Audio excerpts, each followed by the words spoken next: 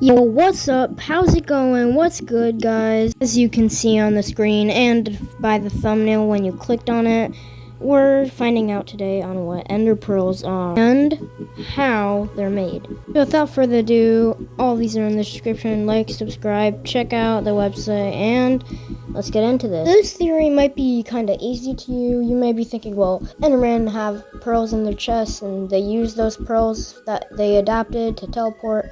But if you think about it, which I've been thinking about it, it's not really the case. Because everyone knows that Endermen evolved through coarse fruit and they were ancient builders. There's more to this theory than just that. You notice when you're about to kill a shulker but it teleports somewhere? That actually has to do something with the ender pearls, trust me. Shulkers are like mollusks, they're crustaceans and limpets or whatever. But if you look in the mob beast theory and turn to the shulkers, there's not really any anatomy to it. But we can just assume that it has the same anatomy of a normal mollusk. And here is where it gets interesting. So, a pebble, a bacterium, or a bug would irritate a mollusk. What do you know has a small chance of spawning when you throw an ender pearl? Drumroll. Endermite. Yeah, so obviously the endermite is an end bug.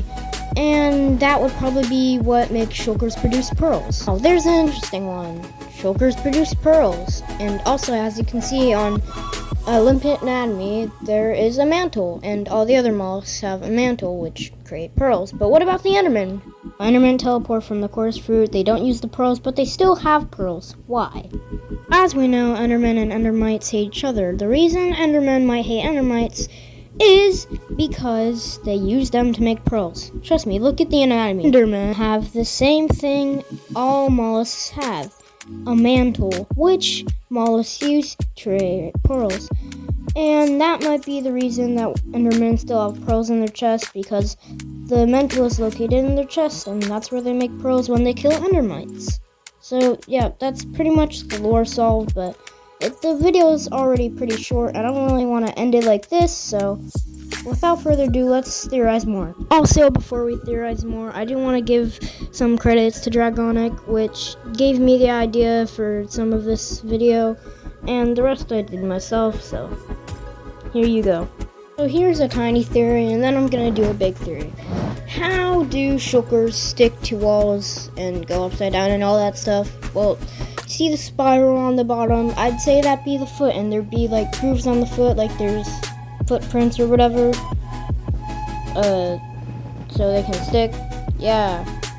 Alright, next theory. What is Elytra? So I kind of drew out something and I can show it to you right here.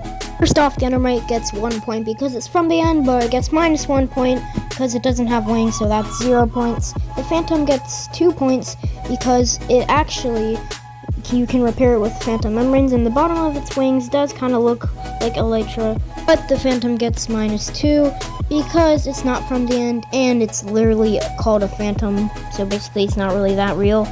The end beetle isn't in the game, but it's extinct, and mob and Elytra means beetle. Why do Endermen stare at you?